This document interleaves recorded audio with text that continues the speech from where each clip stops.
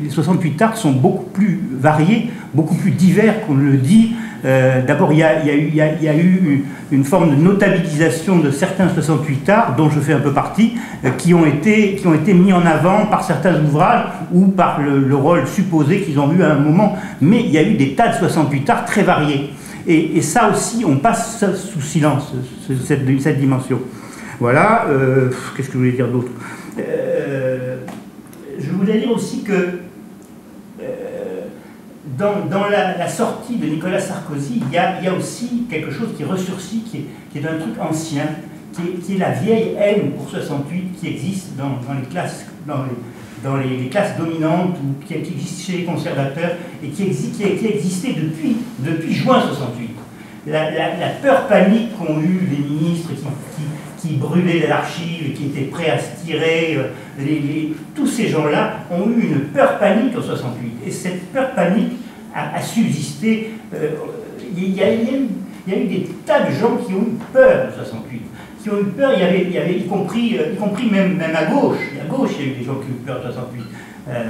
Pour parler que du Parti Socialiste, parler du Parti Communiste, du Parti Socialiste. Il y a eu des gens qui, dans les groupuscules, ont eu peur, des gens qui étaient trop spontanés, qui ne donnaient pas assez d'importance au parti révolutionnaire, aux institutions de la Révolution, etc. Il y a eu une haine de 68 qui est multiforme et qui touche aussi bien à gauche qu'à droite. Et je pense que Nicolas Sarkozy a essayé aussi de jouer là-dessus. Voilà. Qu'est-ce que je voulais dire aussi d'autre? Moi, ce que je pourrais peut-être parler un peu plus, c'est... Je pourrais parler un peu de la dimension internationale, parce qu'il se trouve que, les circonstances aidant, il se trouve que moi, je me suis occupé beaucoup de la dimension internationale dès bien avant 68. Je me rappelle avoir écrit, dans les débuts des années 60, un article dans le journal de la Sorbonne sur le Free Speech Movement, et je m'intéressais déjà à ça à ce moment-là. Et puis il se trouve que je me suis intéressé aussi, parce que je suis germaniste, et donc...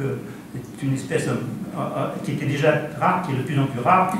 Et donc, je lisais les journaux allemands et je me suis aperçu qu'il y avait un mouvement extraordinaire qui s'est développé à l'université de Berlin-Ouest.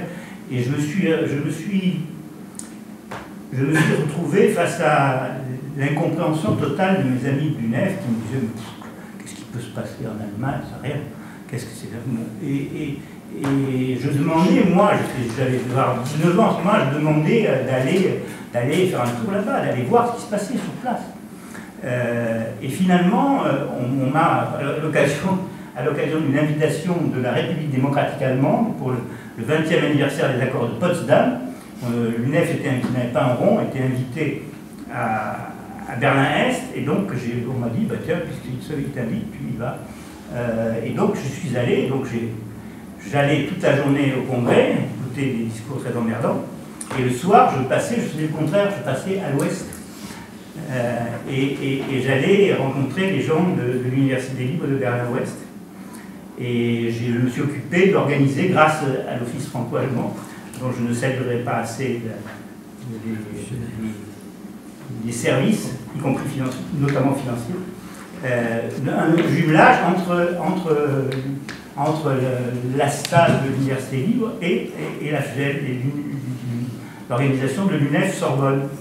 Et tout ça nous a donné une image d'une dimension internationale qu'on comprenait et qui, d'une certaine manière, était un peu anticipatrice pour nous. On a fait plusieurs séminaires, par exemple, avec les gens de Berlin-Ouest, et on a beaucoup échangé. En même temps, à l'intérieur de l'UNEF, je me suis occupé de coordonner les... Donc il y avait quelque chose qui n'était pas totalement faux dans ce que disait Marcelin quand il parlait de complot international. C'est vrai qu'on essayait de coordonner les oppositions de gauche aux organisations conservatrices, parce qu'il y avait quand même beaucoup d'unions intelligentes conservatrices, et donc on essayait de les coordonner. Alors ça passait par des actions un peu forceps, puisque je me souviens d'avoir quasiment organisé moi-même la première réunion de l'opposition à l'Union des étudiants anglaises à Londres. J'ai organisé moi-même, alors que je parlais quasiment pas anglais. Mais enfin bon, ça a donné le point de départ. Et nous avons, grâce, et alors ça je dois le dire parce que ça avait beaucoup choqué un Russe à qui j'ai rencontré une fois, comme nous n'avions pas du tout d'argent, et comme l'UNEF à ce moment-là était à la fois membre de l'Union internationale des étudiants et de la Confédération internationale des étudiants, l'une qui était financée par le KGB, l'autre par la CIA, nous étions entre les deux et nous essayions, un peu disons comme dirait Cohn-Bendit à propos des Jeux Olympiques, de foutre le bordel dans les deux. Et nous avions assez bien réussi, je dois dire, et à tel point que les gens de Prague, voyant que nous foussions le bordel du côté américain, nous ont donné un peu d'argent, parce qu'on n'avait pas d'argent, donc il fallait financer nos voyages. Et je me souviens d'un représentant polonais me donnant des liasses de dollars dans un petit hôtel de la rue de la Sorbonne, qui m'a permis de faire des voyages pendant très longtemps en Europe, et pour organiser justement ce premier congrès des minorités étudiantes qui a dû avoir lieu en 66-67. Voilà.